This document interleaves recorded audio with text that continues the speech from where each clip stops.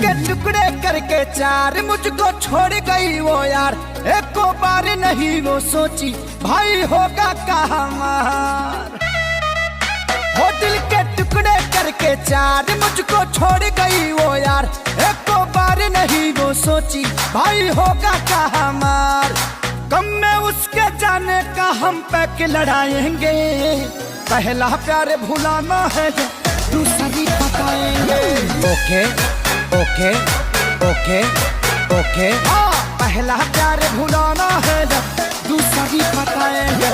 ओके ओके ओके ओके अब किस पे हम करे भरोसा, हर लड़की देती है धोखा। क्या कमी थी मुझ में भाई, उसने ऐसा काहे सोचा। ऐसी भरी जवानी कैसे यार अकेले काटेंगे, खतरों के खिलाड़ी हैं हम, फिर से गोलेंगे मौका।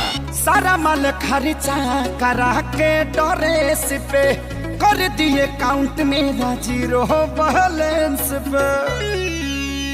हो सारा माल खर्चा करा के ड्रेस पे कर दिए काउंट मेरा जीरो बैलेंस पे। हम भी उसके नाम पे फर्जी लोन उठाएंगे, पहला प्यार भुलाना है अब दूसरी बताएंगे। ओके ओके ओके ओके पहला प्यार भुलाना है अब दूसरी बताएंगे। ओके ओके ओके ओके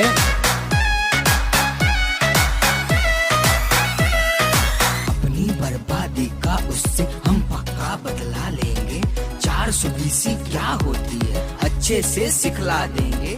पैसे के चक्कर में उसने मुर्गा कोई फंसा लिया, उससे अच्छी कोई पटा के हम उसको दिखला देंगे। महंगा पड़ेगा पंगा सोनू खेसारी से, जाई के सलाह लेंगे आसुती बारी से। महंगा पड़ेगा पंगा विवेक खेसारी से, जाई के सलाह लेंगे आसुती बारी से। चिड़िया पक्का फंसेगी ऐसा जाल बिछाएंगे, पहला प्यार भुलाना है अब दूसरी बताएंगे।